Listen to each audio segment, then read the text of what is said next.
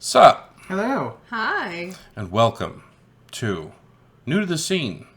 This year, which I guess is technically correct. Or this week. Or today. Let's just go. You know, some time period. I said this year. I'm sticking with it. This time we're doing our review of The Mandalorian, Season 3. And we're doing it as a whole. Yes. We're not going to do episode breakdowns because who has the time? Yes. And also no one watched those.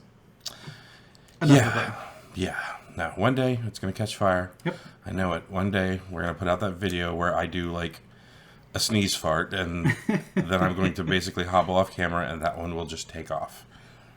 I'll do it. Get to it. Yeah. Get to it. Yeah, Get to it. I'm feeling a little squishy And right by now. the way, this is Nick, Lance, and Amber. Yes. In case you're new to the channel. They don't trust me to host, so...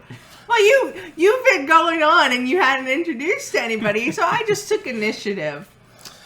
So, yeah, we decided that we were going to sit down and kind of push all the episodes together and do a review as a whole of Season 3, Mandalorian. Yep.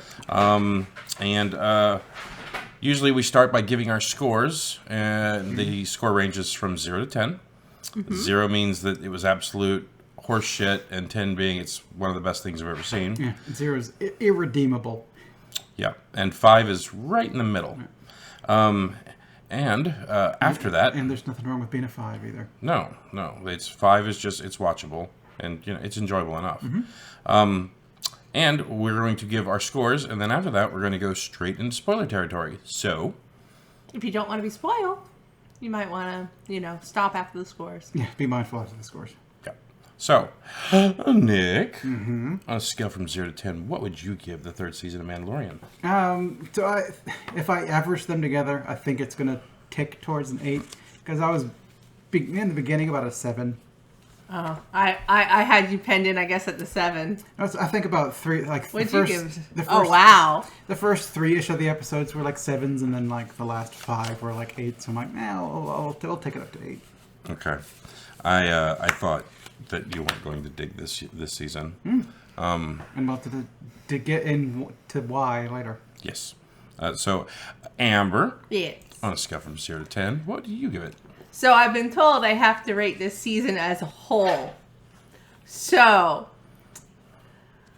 this season could have been so good. So good. And there's one overriding thing that I just want to take it out of my review and give it the rating I want to give the season. But because of this one thing that just really drove me crazy, I think I can only give it a 6. 7-ish. 7-ish.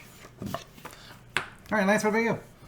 I will give this season I give it an 8. Damn it. I should have gone up for that fight at the end. I at least rounded up to 8. Yep. Ready. At this point in time, it's season 3 of a show. You know whether you want to watch it or not because it's season 3. And if you've already invested 2 seasons worth, I think you could probably continue. Mm-hmm. And with that said, spoilers. Yeah. Here we go. Yes. So, I really, really want to give this season such high marks. Mm-hmm. But the season 2.5 of Mandalorian from the Book of Boba Fett, coupled with the fact that they clearly didn't know what to do with Grogu for almost the entirety of the season, really took away a lot for me. I found myself just annoyed with the puppet. I was telling a coworker, it's I swear to God, if they do certain things with that puppet, I'm going to go all South Park on it and go kick the baby. Because I really disliked Grogu for most of this season, and it really took away it for me. It's I'm like, he's cute. He doesn't need to be in the middle of everything. They clearly didn't know what to do with him, and the best parts of the story for the season had little to do with him and everything to do with the Mandalorian people. Mm-hmm. And so that it just felt like, oh, don't forget, we've got this cute toy. Cute toy. Play with the cute toy. They could have left Grogu with Luke, and I would have been okay with it. And I think that's where my rating of the season came down, is because I feel like they should have just done that. And have him come in towards the end of the season for a reason. Give it a better reason than, Yeah, don't. Then he left at the end of season 2, and here he is in season 3. If you didn't watch this other show, you have no idea why he's here. Yeah, Book of Boba Fett feels like your Mandalorian homework. Yeah. But I didn't like Boba Fett all that much, but I did like this one a little bit more. So if I had to factor Boba Fett into this, it might have lowered it, but I don't. I'm already forgetting Boba Fett. I wish I could forget Boba Fett. Oh, it's easy. Not for me, apparently. I didn't hate Boba Fett. It was fine. It was fine. But it had biticles in it that I really liked. I liked finding out more about the Sand People, and I liked seeing how their little families were, and how their little cities were. And I agree. There was a lot that could have been really great about Boba Fett. But they did not tell the story in a proper way narratively to make those bits interesting. Well, if it was just they jammed in 2 episodes of The Mandalorian. Yeah, that too. And that I didn't enjoy. And being jammed into Boba Fett. I wanted to watch Boba Fett like be a bounty hunter or whatever. Yeah. So, but this is not a review of Boba Fett. It's The Mandalorian. I've heard a lot of people complain about like it's the Bo-Katan show. I'm like, no, not really. So I mean, she's definitely forward more than she was the previous season, but yeah. Well, all the Star Wars stuff right now is going to take on a bit of a different sheen because they're trying. They're moving towards a movie. They're moving everything towards a movie right now. Yeah, they're trying so desperately to tie up past threads to make certain phrases. Sorry. Episodes 7, 8, and 9 more viable. Mm-hmm. Like they're trying so hard to like make those like viable movies. There was talk for a while. Well, I think there was talk for a while that like the fans were like, let's just get rid of 7, 8, and 9 and let's redo the movies. Big push for that. But like it's already there, it's already canon. If there's enough money in it, of course they're going to do it. But it's like, don't throw it away and trying to make what was there make sense. Somehow Palpatine returned. Yeah, but I mean that's they're working so hard to try to make that line pay off at this point. Yeah, they're in overtime right now to fix the Mandalorian storyline, tie it into the Ashoka movie and TV show, fix the movies. Yeah. So yeah, it's just this show is doing a lot of heavy lifting right now because they're trying. I accused Marvel, the TV shows, the Disney Plus stuff, of basically just being there to basically introduce new characters. So when they showed up in movies, it wasn't so bracing. Mm-hmm. You know, and I think that's a lot of what's going on right now with Star Wars stuff. But I don't know because it's Filoni running it, and Filoni has never been about introducing stuff for the movies. Yeah, but like now you've got like. So Amber and I have not watched any of the Clone Wars stuff. No, we're trying to get into it. We're starting now. It's mainly my fault because I hate the computer animated style of that. I hate how I hate how Anakin's face looks and it looks bad to me. But like after I had some dude, I was driving him in Uber one night and we were talking about Rebels and he's like, "Oh my god, such a good show." I was like, "Yeah, Rebels is great." He's like, "Have you seen Clone Wars?" So no, I haven't watched it. He's like, "Dude, oh my god, dude, you got to watch this fucking show." And like after that, it kind of convinced me. That's too good. Yeah, like no, he was. It's you got like the good stuff in Clone Wars, and you got the bad stuff in Clone Wars, and you're doing this through the entirety of Clone Wars. So there's a lot of good stuff in it, and then there's a lot of utter trash in it. Well, James has sent. Those are the first 3 episodes. I'm not doing the voice. Yeah. So yeah, I mean, I remember James told you to like watch them in a certain order. No, and don't do that. No. Watch them in the order that they were released in. Don't. And plus, it's kind of weird, like off-putting at the beginning of the episode. It's like Tatooine, 16, 78. Like it's still a War podcast shit. Yeah, but it's just weird. It harkens me right back to Starship Troopers. Mm-hmm. Would you like to know more? I immediately go there, and it's like I'm down for this war propaganda kind of framework around it. It just like it seems campy and great, and I'm like, I'm for it. Yeah. Yeah. Would you like to know more? Will you sign up for the 501st? Yes, sir. You know, all the kids stomping the bugs on the sidewalk. They're doing their part. Are you? But also, that's Clone Wars. But run by Dave Filoni in some part. But more, I think Rebels, was more of his. Dave Filoni was behind Rebels, which I think is why you are getting such a song resurgence of Rebels characters more and more now. So Ahsoka for the longest time was like not a good character. Right. It was one that was really kind of like... Well, that was because of the Clone Wars movie. Mm-hmm. Yeah. And then, like, the more you watch the show, the better she got, to the point where she was the most interesting one in the show because she was new and you didn't know what was happening to her. And you had to watch her grow. Yeah. Where you knew where Obi-Wan was going. You knew where Anakin was going. You knew where Padme was going. You knew where the Emperor was going. You knew where Dooku was going. And it kind of just made me want to have a show that was completely unrelated to established characters, hence why Rebels was more interesting. Yeah. Although it, again, geared a bit too young for me. Because there was definitely kind of like the bumbling stormtroopers being like, how do I hold a gun? Bloop, bloop, bloop. I've always hated the drone army, like, or at least the foot soldiers. Roger, Roger, Roger. Like those guys get on my fucking nerves. Rebels, it was stormtroopers. Yeah. They were completely inept military, being like, what's that kid over there? I love the droid army. You know why? Because when people ask me, give me, or talk to me like over Teams at work, I normally go Roger, Roger. Roger, Roger. Over under. So I think there's a lot of stuff in like Mandalorian or whatever where it feels like it's setting up some things and kind of like yes, it feels like the Bo-Katan stuff is wrapping up a lot of her storyline in Clone Wars, which I like Bo-Katan in Clone Wars, so I'm happy to see more of what she's got going on. She was also in Rebels, and kind of like continued that story on. So I have a feeling if you've never watched any of that shit, and all of a sudden, like, who the fuck's Bo-Katan? Why is she... And why is she being put up ahead of Din? It's well, because she's the rightful ruler of Mandalorian. They better not be putting Grogu as the leader. I've seen people already saying, oh, man, Grogu was communing with the Mythosaur. He's going to be the next leader. I will go kick the baby. I think it's... The hint, the idea I always got from it was to be like, here's Din hanging out with these Mandalorians, and they've got their whole thing going. But he's ultimately gonna. He's a lone warrior. He's gonna go his own way. And they set him up to be able to wander, which I was fine with. Yeah, which is the more interesting bits, which is why I think maybe I like the show where a bunch of people are complaining about it.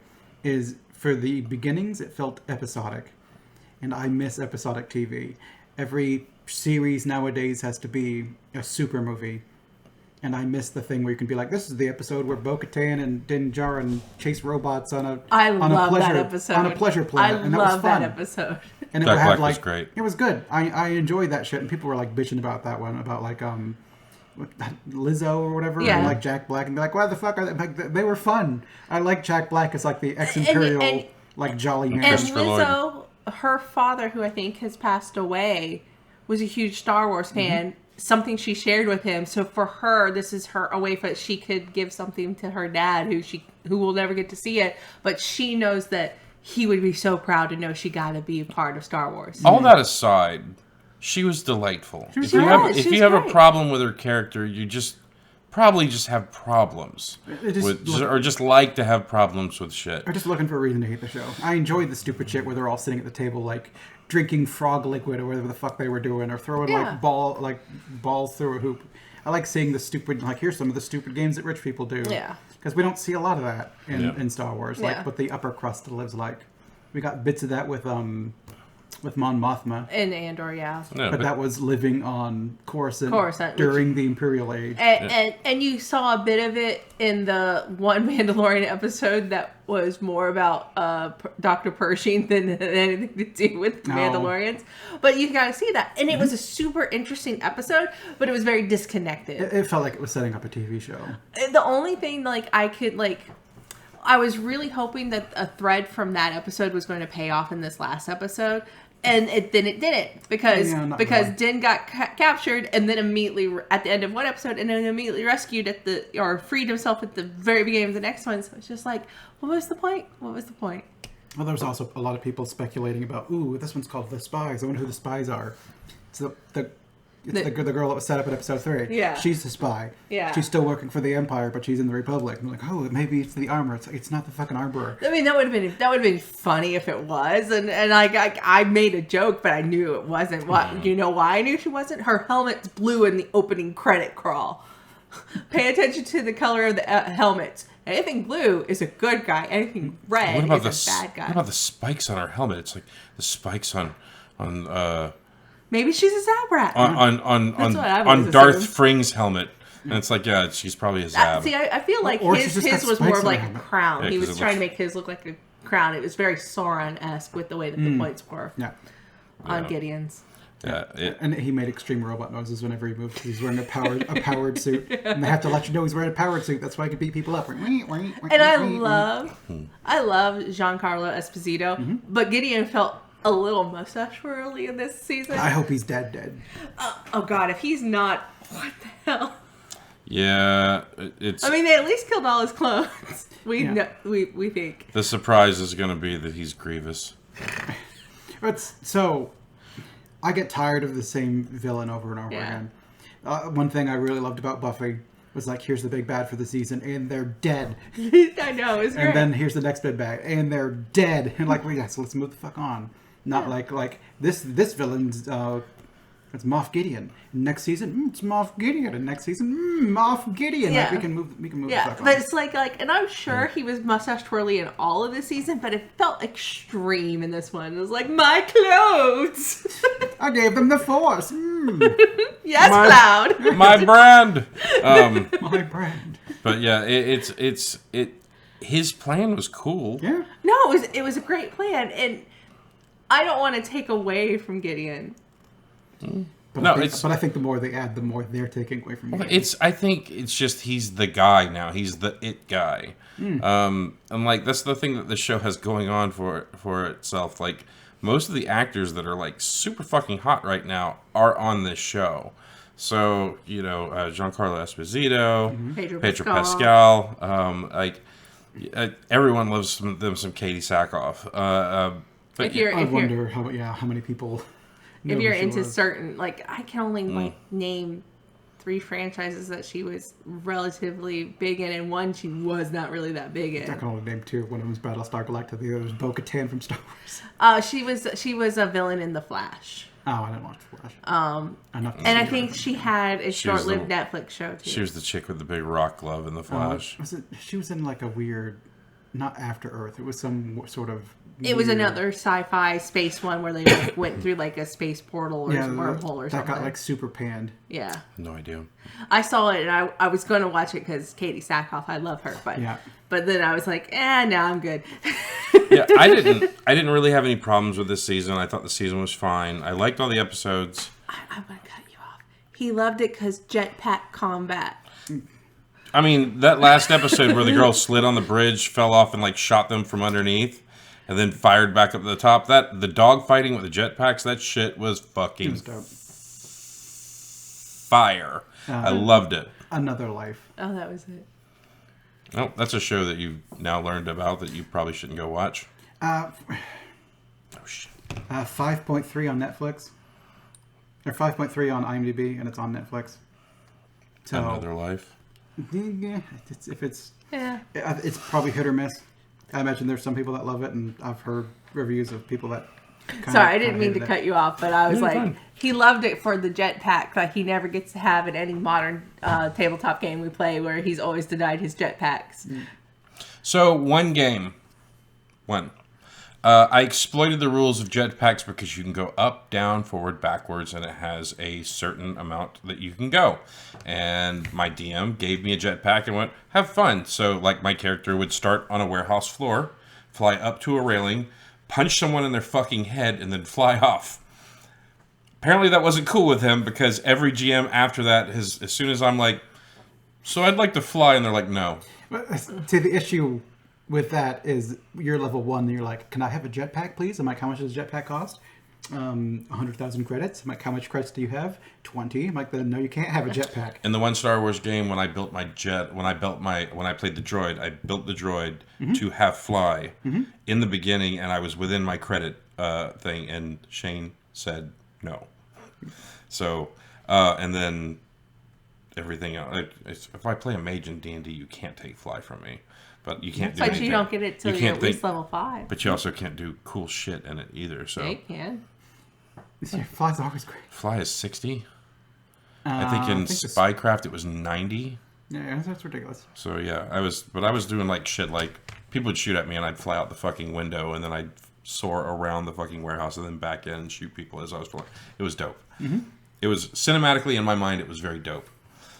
To GMs apparently it was very fucking annoying. So, anyways, the jetpack fight was cool. Mm-hmm. Paz Vizsla was cool. The Praetorian Guard was fucking cool. This season had a shit ton of fan service, and I mean a shit ton of it. Zeb and Telly's. I love Zeb. Did they have Chop in this one? No. Chop's in the trailer for Ahsoka. Okay. They were definitely bridging to the First Order sort of style stuff. Yes. You can see where the First Order is kind of bridging out, and you can see a lot of the Republic being kind of like, man, whatever, man, they're out in the fucking fringes. I loved how they just kept bringing in like random like friends of theirs to play like Republic officers. Tim Meadows was the Republic officer. He's like, and I immediately went to the Republic, and it's out of my hands. I got Tim Meadows.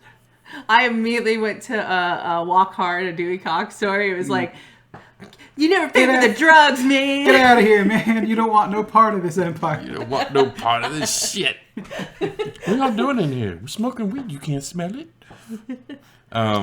Get out of here, man. You don't want no part of this. We're running a government. A government here. I was going to say rebellion, but it's not a rebellion anymore. No, it's a government now, and it's a piss poor one. Like, that was one of my complaints about the Pershing episode, and it was nothing to do with the actual episode, but who in the Republic thought it was a good idea to take all of the rehabilitated Imperial soldiers and pilots and good lackeys and be like, we're going to put you all in your own compound where you live together. And you're numbered. And you're numbered, so you have no real identity anymore. You're just your serial number, just like you were in the Empire. But you're going to go live together, and you're going to have, like, this really piss-poor droid who's the only, like, contact you have to make sure that you're abiding by the rules. Yeah. I was like, who was the fucking idiot? Yeah. Here's your therapist, this droid that physically can't care about you. There's no emotional way for this droid to connect with you. Are you feeling sad? I'm like, no, I'm fine. I was just like, it was like so weird. But I was really hoping that when we saw Dan get captured at the end of the penultimate episode, that we were going to see Gideon put him in a device similar to what they put Pershing in. Because then it would have had a threadbare reason to have all that. Yeah, that was... it definitely felt like a setup. Yeah, it feels like... You know, I don't know. I think the showing of Zeb could be setting up the Galactic Rangers or whatever. I don't even know what shows are fully confirmed anymore. Yeah, there was supposed to be that Commando show that Cara Dune was going to be part of, but I hear like they might be reworking it to put other characters in, and Zeb would be a good character for that, and maybe he'll ramp the expense right up, and maybe the Pershing stuff would be a good foil to that. Maybe. I definitely like the actress was really good. I do. And I'd like to see her in season 2 of The Last of Us for things I won't go into. But I think there's a character there that she has the appearance that she would fit directly in. Who, Cara Dune? No, the girl who played the rehabilitated friend that put him in the machine. The I'm not a spy, I'm totally a spy character. Yes. Yeah. But don't be suspicious, girl. Don't be suspicious. Don't be thanks. Gotta get it in every video now, apparently. Yeah, but yeah, this season I thought I thought it was just as good as the other ones. I don't understand why everyone's so upset about it. I think it's close to what Amber mentioned in the hiccup between like the Book of Boba Fett or whatever, where it felt like this does not flow from season 2. No, you can't watch Mandalorian season 1, 2, and then 3.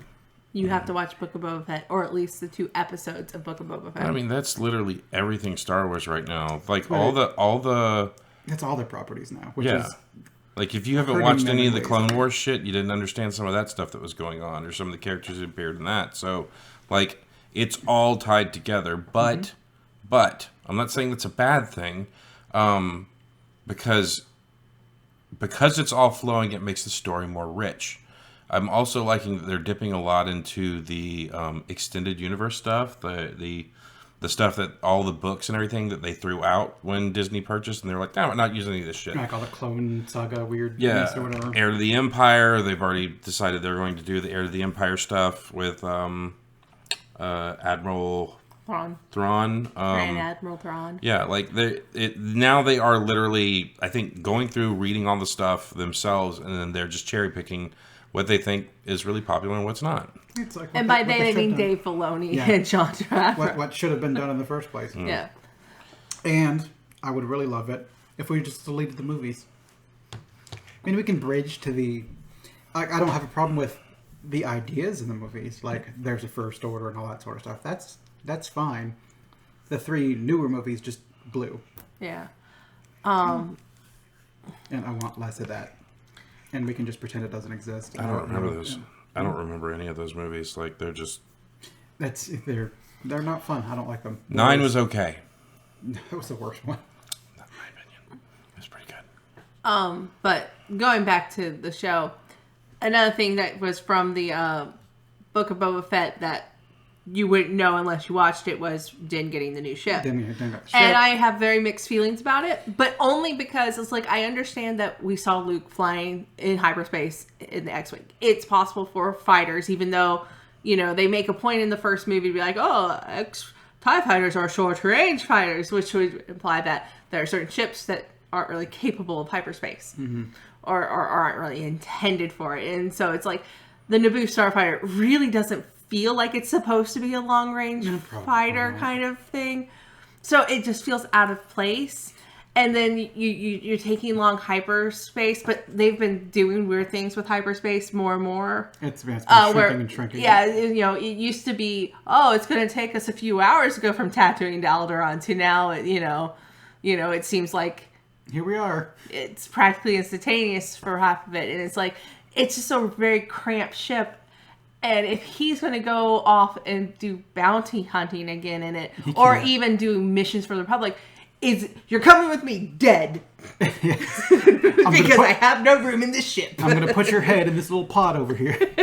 Razor Crest was a great ship. They should have given him one of the gauntlets or found something that they could have repurposed for him that was more practical for his profession. Maybe he'll take over the dropship that Bo-Katan and the rest of the fleet Well, those are the gauntlets. Well, guys. Well, I mean, and kind of now have like a ship where you could put people on. Let me tell you why Dan had a new ship. Toys. It's about toys. So yeah, it's not even. That's lazy because that's break out the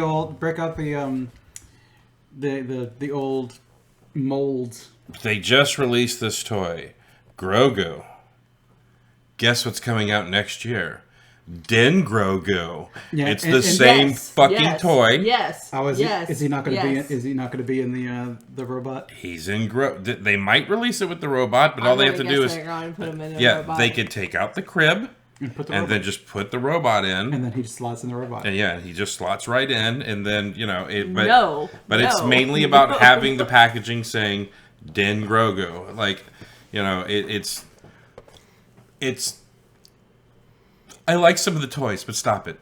Yeah, and I think for me, like, I think part of why I rated it down was there's so much that I nitpick about it. Like, it's like when I tried to show you Final Fantasy VII, I was like, oh, this is great. And then, like, the first 2.5, 3 hours, I was like, oh, this part sucks. Oh, this part, it was like, if everything sucks, why do you like this game? Yeah, you're showing me all the parts and be like, this part sucks, but the game gets good. And this part sucks, but the game will get better. And this part sucks. I'm like, do you like this game? But like, I feel like I nitpick so much that there's more nitpicking than enjoyment at certain things. Like, I disliked the mecha suit for Grogu. Yeah. But as a parent of a toddler, I've watched a lot of Bluey. I've seen dance mode. I've seen the yes/no button. And that's all that suit was a yes/no button. Yes, yes, yes. And a vehicle for him to steal food and shove it in his pudgy face. Yeah, I don't think it was better than the hover crib he had already. The hover crib's great. Taika, we want to put you back in the show. Is it okay if we use the IG robot and put him in as Grogu's?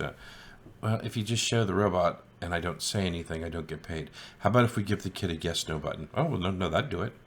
He had lines. That gets me paid. He was the IG-88 or 87 at the marshal at the end. Yeah, but yes, at the end. But I think if you talk in more episodes, you get a bigger slice. Well, he was. Didn't he also?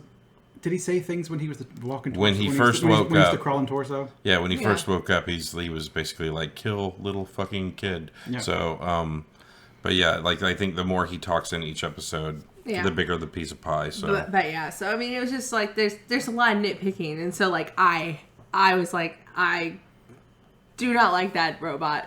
Yeah, not really. I had a coworker say, was it just them, or did it look like when Grogu was doing all the flippy kicks against the force jumps with the Praetorian guards? Did they just throw the puppet across the room? It's just kind of like, okay, catch. And it's like Grogu felt very, very much like a puppet this season, and I know he's a puppet every other season, but this season it felt like more. I don't know. I just feel like I was very nitpicky. And so it's like, if I'm nitpicking this much, do I really enjoy it as much? I love the Mandalorian stuff. I'm super stoked about not only Bo getting the chance to lead, but getting to lead without the Damocles of the dark saber over them, because it got destroyed, hopefully for good. Yeah, so we can just be done with the dark saber. So I'm going to go ahead and make a bold prediction on that. Now, Grogu is a Mandalorian. Because he's a foundling who has been adopted. He's going to be trained as a Mandalorian and also a Jedi. The Mandalorian who made the Darksaber was a Jedi. Grogu's going to get his sword. He's going to get his lightsaber. And I have a feeling it's going to be something that's played off of the Darksaber. If anything, they're probably going to use whatever crystal that gave the blade its effect for Grogu's lightsaber. That's what I'm going to guess they're going to do with it. I was really hoping Grogu was going to become a Sith when they marched the Praetorian Guard off into the room with him, and then they didn't have to show the fight at all. Just see him come out and just have red glowing eyes.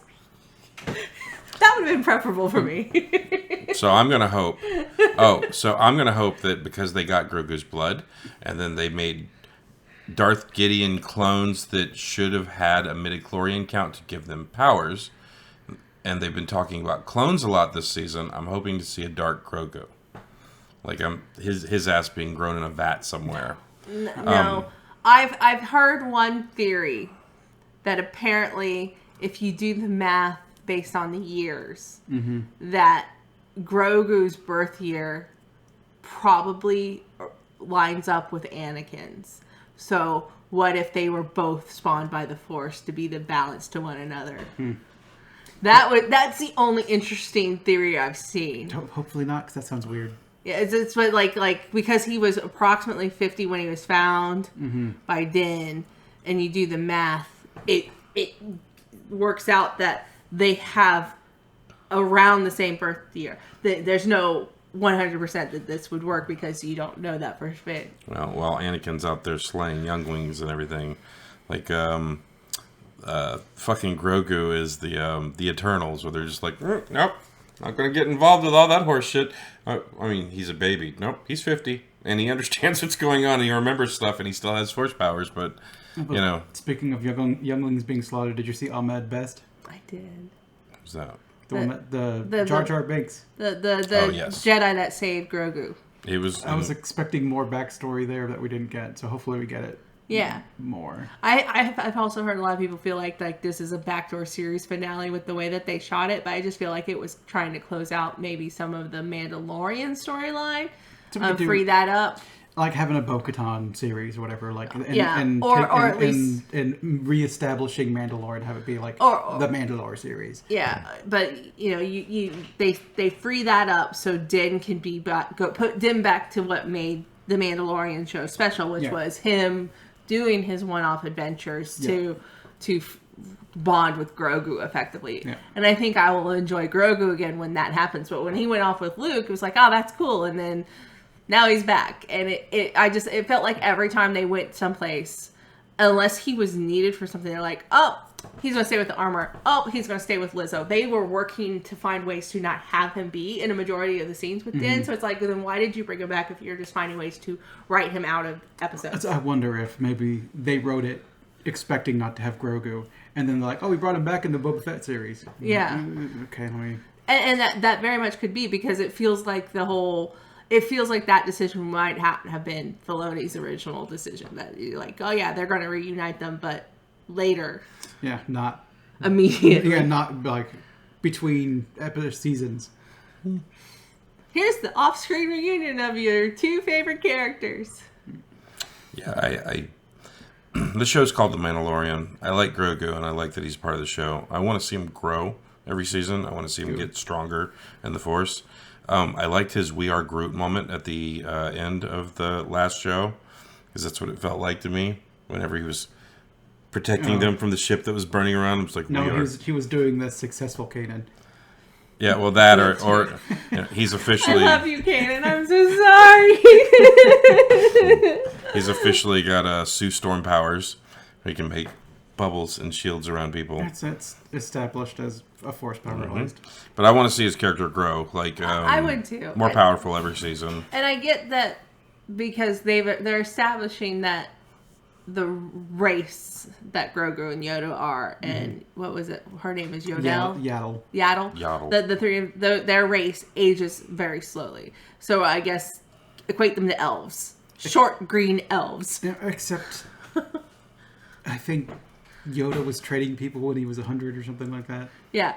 Maybe Grogu is the E.T. of his people. Well, look at E.T. with the one glowing finger.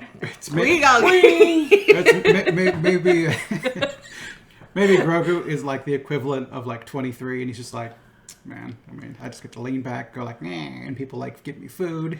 Hey, people take care of me. People give me this. I'm wondering if he was in a cryo sleep for like a good portion of the time between the when he was escaped to when he was, because then that would explain why he's so old but maybe hasn't progressed, just because maybe he was in some sort of cryo sleep that whole time, which would be great if he would remember that or anything. And again, that might fall into if they explore more of his backstory with Ahmad Best in a future season, where they show what happened after he got with that Jedi, and then how did he end up in that one place by himself? Yeah, and what happened to that one Jedi? Yeah.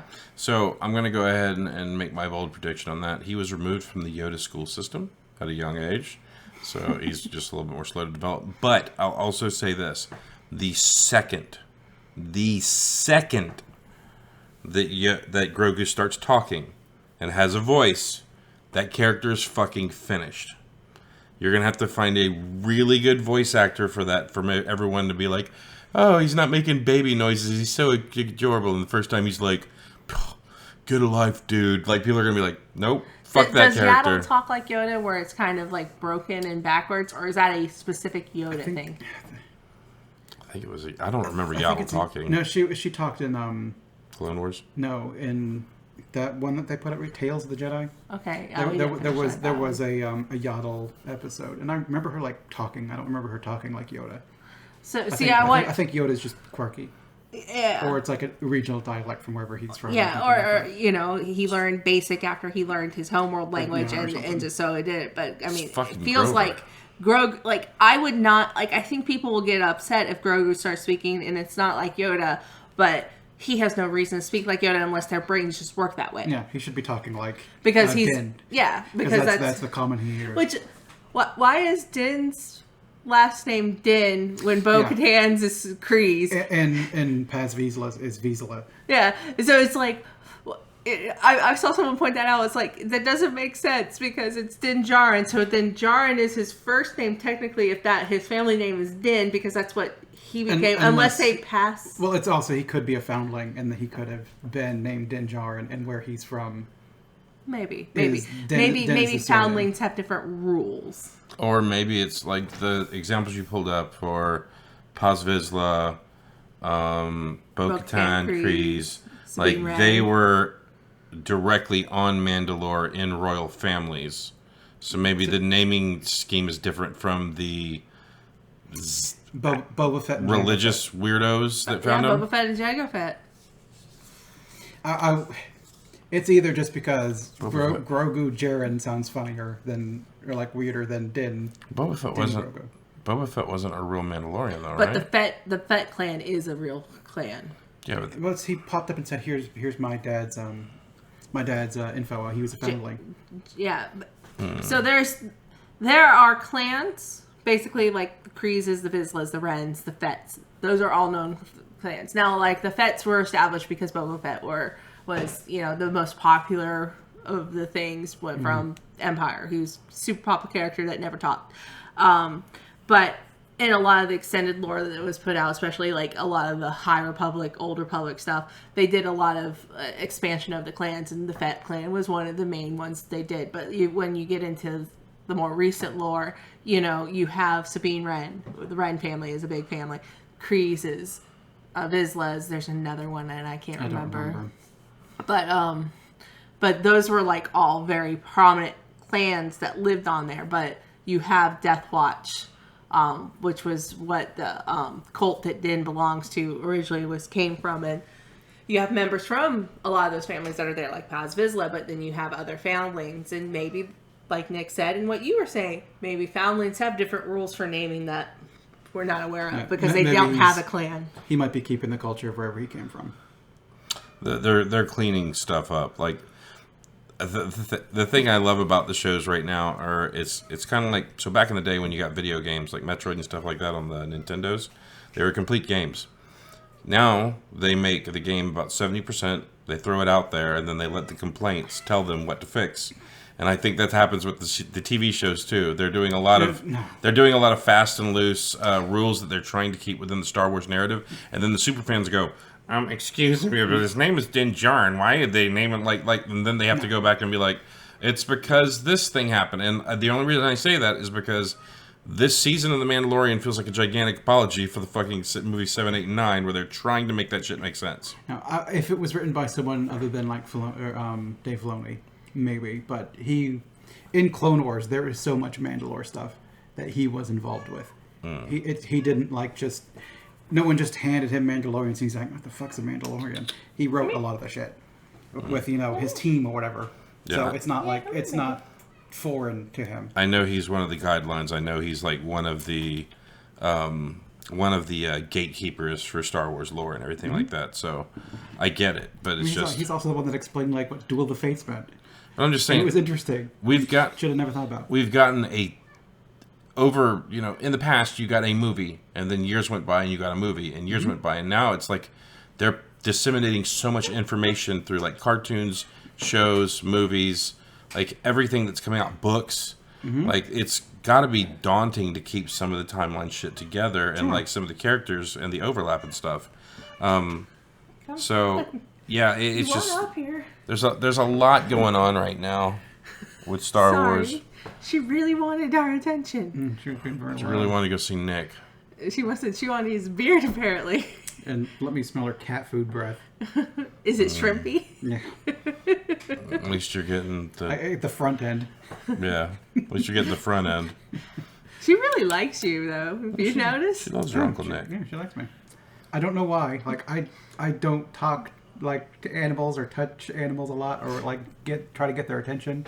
But they're like, oh man, this guy, I gotta rub up on him. I'm like, okay, it's partly your nails, I'm sure. I don't do the nail part too much with her. So, is there more we want to add about Mandalorian season 3? I did enjoy it. I'm not really just wanting to bitch all over it. Yeah. So, guys, as an Easter egg for you for this season, find the Loth cat in the picture.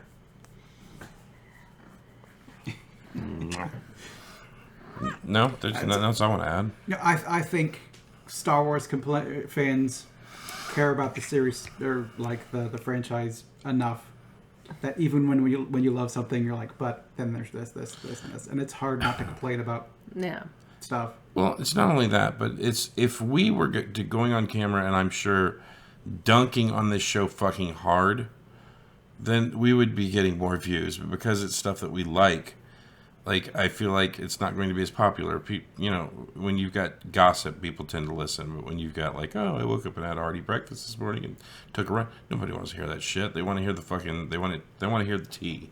So I feel like people just find shit to bitch about sometimes because some of the stuff that I've been hearing that they've been complaining about this season doesn't make any sense. Your reasons were valid.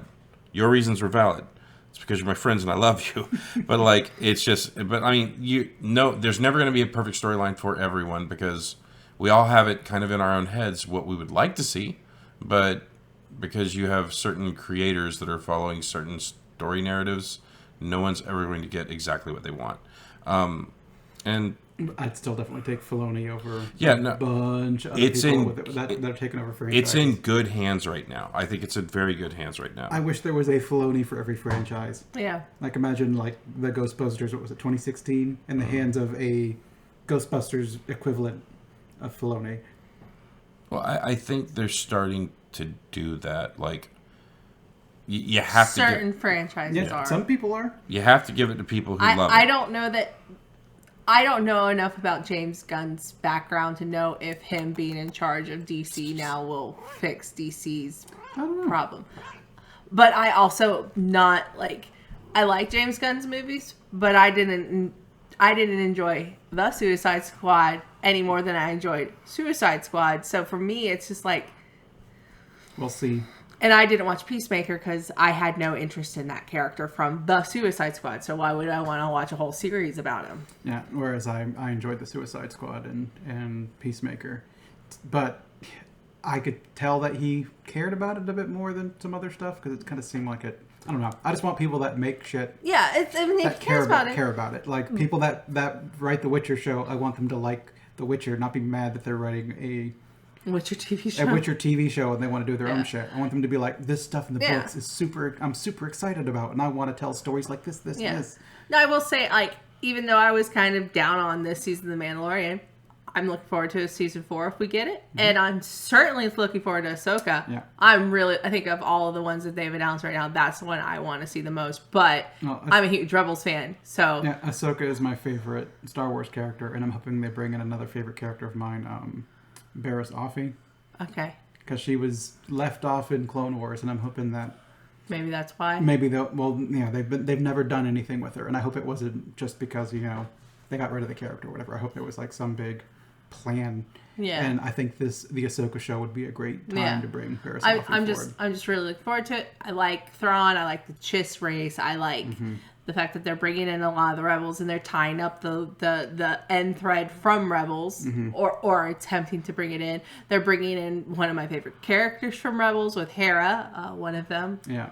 Cannot be there for reasons. But I will be super happy if we get voiceover from Freddie Prinze Jr. Oh, yeah. Because maybe a Force Ghost version of him. Or at least talk through the Force. We know he can do it because he was one of the voices in The Rise of Skywalker, and that was probably my highlight of the whole movie. But so was Ahsoka, and Dave Filoni at that point in time said, "No, she's not dead. Come on, guys." Yeah. I didn't let the people who didn't give a shit about Star Wars Episode 9 just be like, "Man, she's dead." Rosario Dawson's so awesome. All right, it wasn't Rosario Dawson who did the voice of that. That was the voice actress from the cartoon. It's Ashley Eccleston? No. Yeah, but the one thing that Star Wars has never done, though, that other shows have done, is they never messed with time travel shit. And to get Ahsoka to be alive, they had to do time travel shit. So that is a thing now.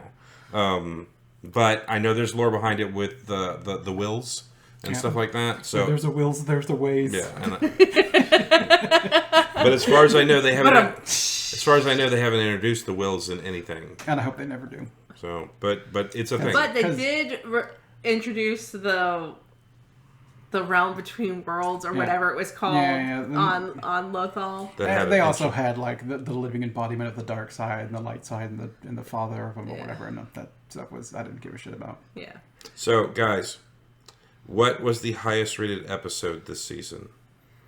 You had The Apostate, The Minds of Mandalore. Episode 8. Episode 8. So you think The Return was the highest rated episode? Yeah, I'm gonna go with that one. Amber?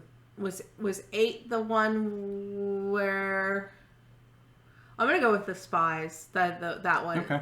That's the one where pause. That was number 7. The one right before. So The Spies came in at 8.9. That was in fact the highest rated episode of this season, which was episode 7. Guys, what was the lowest rated episode? The Jack Black one. I'm gonna go 3.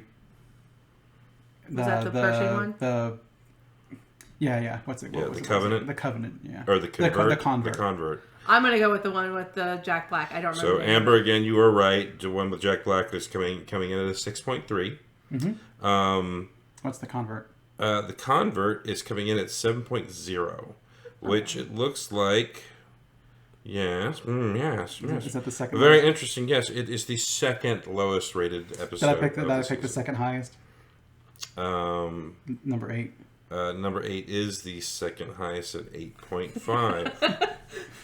So, I reached deep down into the what would the nitpicky Star Wars fans pick? Actually, Jack Black doesn't have a place in Star Wars.